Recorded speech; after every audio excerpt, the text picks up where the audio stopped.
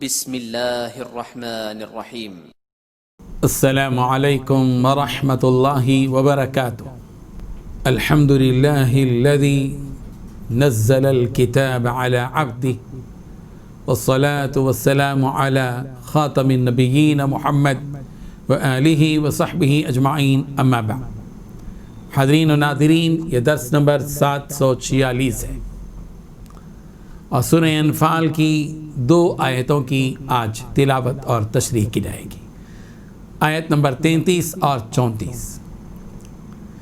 چلیے سب سے پہلے ہم ان 2 آیتوں کی تلاوت کرتے ہیں، لفظی ترجمے اور ترجمے کے بعد تشریح کرتے ہیں۔ اعوذ باللہ من الشیطان الرجیم، بسم اللہ الرحمن الرحیم۔ وما كان الله ليعذبهم وأنت فيهم وما كان الله معذبهم وهم يستغفرون وما لهم ألا يعذبهم الله وهم يصدون عن المسجد الحرام وما كانوا أولياءه إن أولياؤه إلا المتقون ولكن أكثرهم لا يعلمون۔ صدق الله العظيم۔ وما اور نہیں، کانا ہے، اللہ لیعذبہم کے عذاب دے انہیں، و جبکہ انت آپ بھی فیہم ان کے اندر موجود ہوں، وما اور نہیں، کانا ہے اللہ معذبہم ان کو عذاب دینے والا، وہم جبکہ وہ یستغفرون بخشش طلب کرتے ہوں۔ وما اور اب کیا وجہ ہے، لہم ان کے لیے، اللہ کے نہ یعذبہم انہیں عذاب دے اللہ و جبکہ ہم وہ یصدون روکتے ہیں عن المسجد الحرام مسجد حرام سے، و درا حال یہ کہ ما نہیں کانو ہیں اولیاء وہ اس کے متولی، ان نہیں ہیں اولیاءہ اس کے متولی، الا مگر المتقون متقی لوگ ہی، ولیکن اور لیکن اکثرہم ان میں کے اکثر لوگ لا یعلمون نہیں جانتے۔ ترجمہ یوں ہے، اور اللہ ایسا نہ تھا کہ جب تک تم ان میں تھے انہیں عذاب دیتا، اور نہ ایسا تھا کہ وہ بخشش مانگیں اور انہیں عذاب دے، اور اب ان کے لیے کون سی وجہ ہے کہ وہ انہیں عذاب نہ دے جبکہ وہ مسجد محترم میں نماز پڑھنے سے روکتے ہیں، اور وہ اس مسجد کے متولی بھی نہیں، اس کے متولی تو صرف پرہیزگار ہیں لیکن ان میں اکثر لوگ نہیں جانتے۔ ان 2 آیتوں میں 7 باتیں بتائی گئی ہیں۔ پہلی بات، اے پیغمبر، اللہ ایسا نہیں ہے کہ ان کو اس حالت میں عذاب دے جب آپ ان کے درمیان میں موجود ہوں۔ نمبر 2، اللہ اس حالت میں بھی ان کو عذاب دینے والا نہیں ہے جب وہ استغفار کرتے ہوں۔ نمبر 3، بھلا ان میں کیا خوبی ہے کہ اللہ ان کو عذاب نہ دے۔ نمبر 4، جبکہ وہ لوگوں کو مسجد حرام سے روکتے ہیں۔ نمبر 5، حالانکہ وہ اس کے متولی نہیں ہیں۔ نمبر 6، متقی لوگوں کے سوا کسی قسم کے لوگ اس کے متولی نہیں ہو سکتے، متقی لوگوں کے سوا کسی قسم کے لوگ اس کے متولی نہیں ہو سکتے۔ نمبر 7، لیکن ان میں سے اکثر لوگ اس بات کو نہیں جانتے۔ بزرگان محترم، جیسے کہ پچھلی آیت میں بات آئی نضر بن حارث کے بارے میں کہ نضر بن حارث نے مطالبہ کیا عذاب کا کہ ہم کو اگر یہ ان کان ھذا ھو الحق من عندک فامطر علینا حجارۃ من السماء او ائتنا بعذاب علیم، کہ اگر یہ حق ہے آپ کی رب کی طرف سے یہ دین آیا ہے تو ایسی صورت میں جبکہ ہم اس کو مان نہیں رہے ہیں تو ہمارے اوپر آسمان سے بارش جو ہے پتھروں کی بارش برسا دیجیے یا کوئی دوسرا دردناک عذاب دیجیے، یہ دعا کی۔ چونکہ نضر بن حارث نے عذاب کا مطالبہ کیا تھا کہ اگر یہ دین اسلام حق ہے اور اے اللہ آپ کی طرف سے ہے تو ہم پر آسمان سے پتھر برسائیے۔ اس نامعقول مطالبے اور سوال کے جواب میں یہ بات کہی گئی کہ وما كان الله ليعذبهم وانت فيهم، کہ پیغمبر آپ چونکہ مکہ مکرمہ میں ہیں، آپ کے ان کے درمیان ہوتے ہوئے اللہ تعالیٰ ان پر عذاب نازل نہیں فرمائے گا،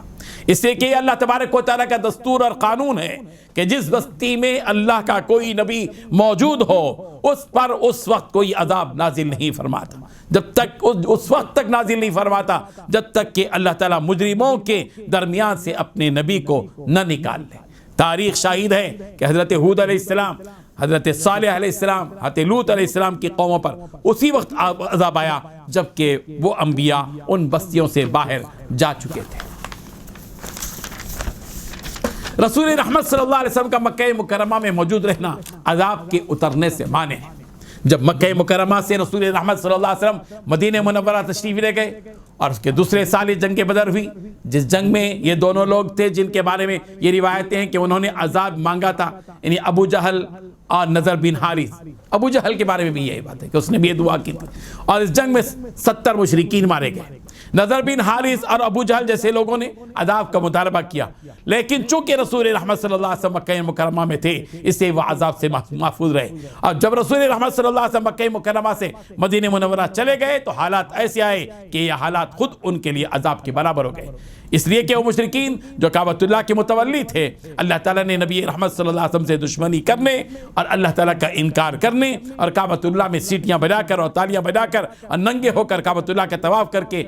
کرنے کی وجہ سے، اور اللہ تبارک و تعالیٰ نے کعبۃ اللہ کی تولیت یعنی اس کا متولی شپ جو ہے اللہ تعالیٰ نے چھین لیا، اور وہ جنگ بدر میں رسوا اور ذلیل ہوئے، اور فتح مکہ کے موقع پر تو ان کا بچا کچا جو بھی دبدبہ تھا وہ بھی ختم ہو گیا۔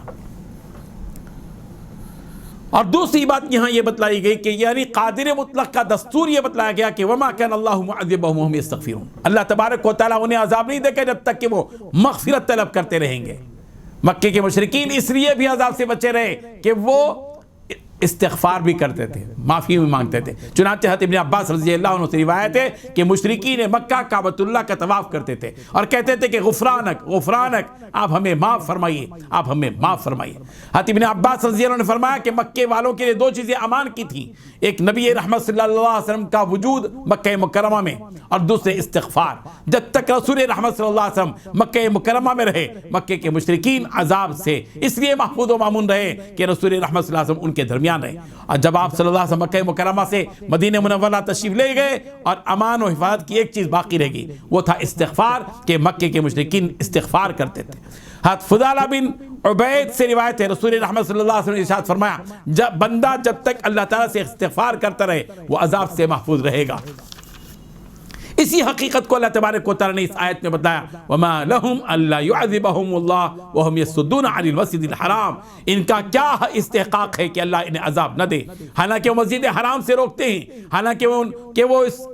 اس کے اولیاء نہیں ہیں، اس کے متولی نہیں ہیں، اس لیے کہ کعبۃ اللہ کے متولی تو صرف اور صرف متقی لوگ ہیں، یعنی مسجد حرام کے متولی بننے کا کوئی حق ان مشرکین کو نہیں ہے جو مسجد حرام سے لوگوں کو روکتے ہیں۔ یہ گھر تو حضرت ابراہیم علیہ السلام کا بنایا ہوا ہے، اور کعبۃ اللہ پر اور مسجد حرام پر مشرکوں کے مسلط رہنے کا کوئی حق نہیں ہے۔ ان اولیاء الا المتقون، مسجد حرام کے متولی بننے کے لائق اور قابل اور حق تو انہی کو ہے جن کے دلوں میں تقوی ہے، مگر ان مشرکین کو اس کا علم نہیں ہے کہ انہیں مسجد